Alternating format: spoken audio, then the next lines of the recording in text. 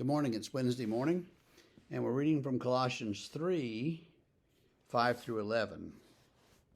Put to death, therefore, what is earthly in you: sexual immorality, impurity, passion, evil desire, and covetousness, which is idolatry.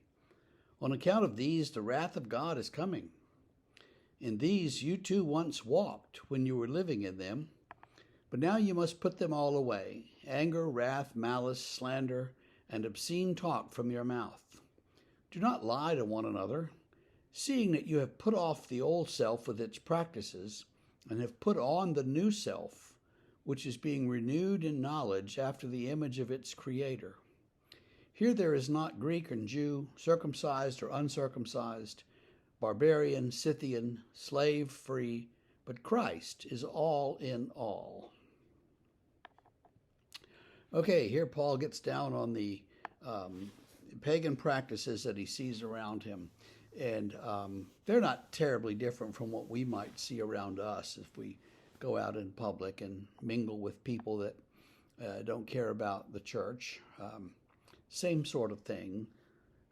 Slander and bad talking and lying and anger and stuff, road rage all the time.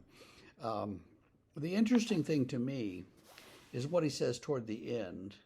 You have put off the old self. And the image there is like taking off a jacket, taking off clothing, and putting on other clothing. So if I took off this jacket and put on one that was more formal, then I would be a changed person. And he says, take off the old self and put on the new self, which is being renewed in knowledge. So, two things there.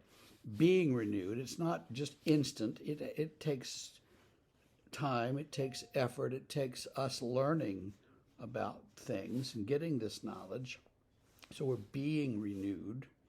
And this is being renewed in knowledge after the image of its Creator. So we're becoming like Christ, or like God the Father. We're becoming people who think along those lines.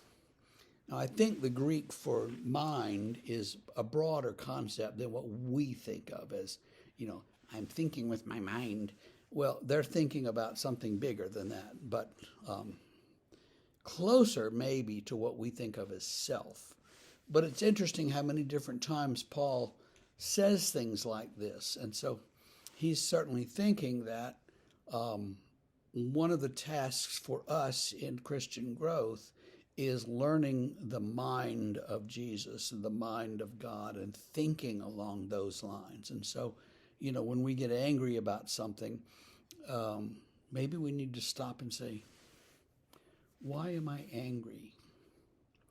Now, they say that anger almost always comes when your own plans, desires, wishes, and your notions of control are thwarted. Somebody didn't do it the way I wanted them to do it, and I'm angry. Or somebody didn't do what I want them to do, what I expect them to do, and now I'm angry. So when our expectations are not met, we get angry. Sometimes that's legitimate, but most of the time, let's be honest, frankly, it's not. Most of the time, we get angry because somebody didn't do it our way. And we think we have the best way, of course. We want to be in control. And as soon as we learn that we are not in control of the world, we're not in control of the people around us, all we can do is smile and wave and let them go and see what happens. We're getting closer to God because God's in control and we are not. And we can't see the big picture, so we don't know necessarily what God is up to. Sometimes we do, many times we don't. And so all we can do is sort of hang on for the ride and see where it goes. And a lot of you aren't going to like that because most of us want to be in control of the people and things around us and the things that happen to us from day to day and moment to moment. But the truth is, we're not. So I hope that you will be able to ponder this passage today and lighten up some on your notions of control. And I hope that despite the rain and the gray, you'll have a great Thursday.